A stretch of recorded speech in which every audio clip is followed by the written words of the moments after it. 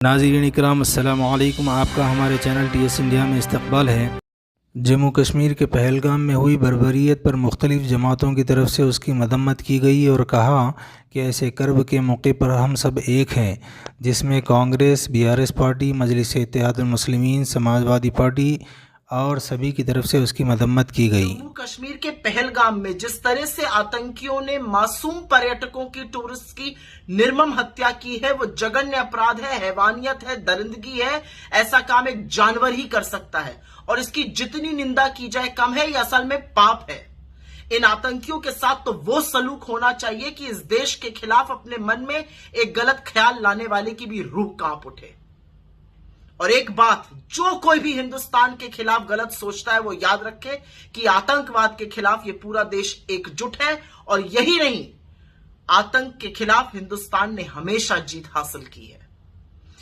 चिंता की बात यह है कि ये जो आतंकी हमला था, ये एक सिक्योरिटी जोन में हुआ जहां बड़ी संख्या में सैन्य बल और पुलिस तैनात रहती है। ये कैसे हो गया, इस पर भी विचार करना होगा।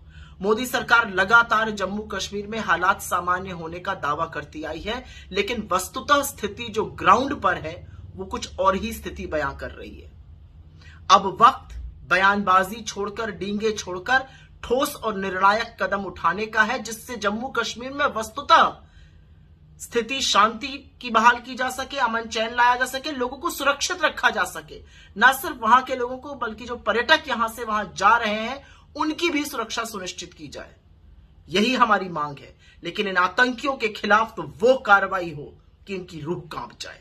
It's a very unfortunate incident happened in Pahalgam, Jammu and Kashmir, and dastardly killed innocent, unsuspecting tourist by terrorists in Pahalgam.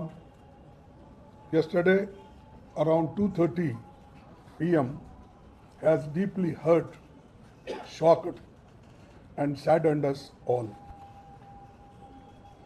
The Congress Party unequivocally condemns this cowardly act of terror and those responsible for it in the strongest possible terms.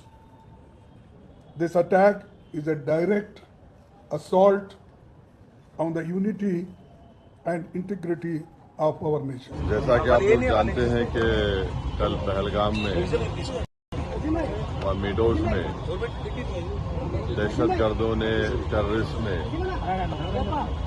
उस mountainous area में वहां पर indiscriminate तरीके से और मजहब पूछकर उन्होंने मासूम लोगों को वहां पर उनका कत्ल किया है। हम इसकी सख्त से सख्त अल्फाज में इसकी मजम्मत करते हैं, कंडेम करते हैं और हम उम्मीद करते हैं कि हुकूमत इन दहशतगर्दों को एक सबक सिखाएगी और साथ ही साथ हम जो लोग वहां पर जिनको कत्ल किया गया, इन टेररिस्ट ने इनको मारा है, हम उन तमाम फैमिलीज के साथ खड़े हैं और हम जो जख्मी हैं हम दुआ करते हैं कि वो जल्द से जल्द सेहतयाब हो। నిన్న జమ్మూ అండ్ కాశ్మీర్లో జరిగిన టెర్రరిస్టు దాడి ఏదైతే ఉందో అందులో మరణించిన 27 మంది భారతీయులకి నివాళిగా ముందు ఒక 2 నిమిషాలు అందరం కూడా లేచి మౌనం పాటించి ఆ తర్వాత మిగతా కార్యక్రమం చేసుకుంటాం.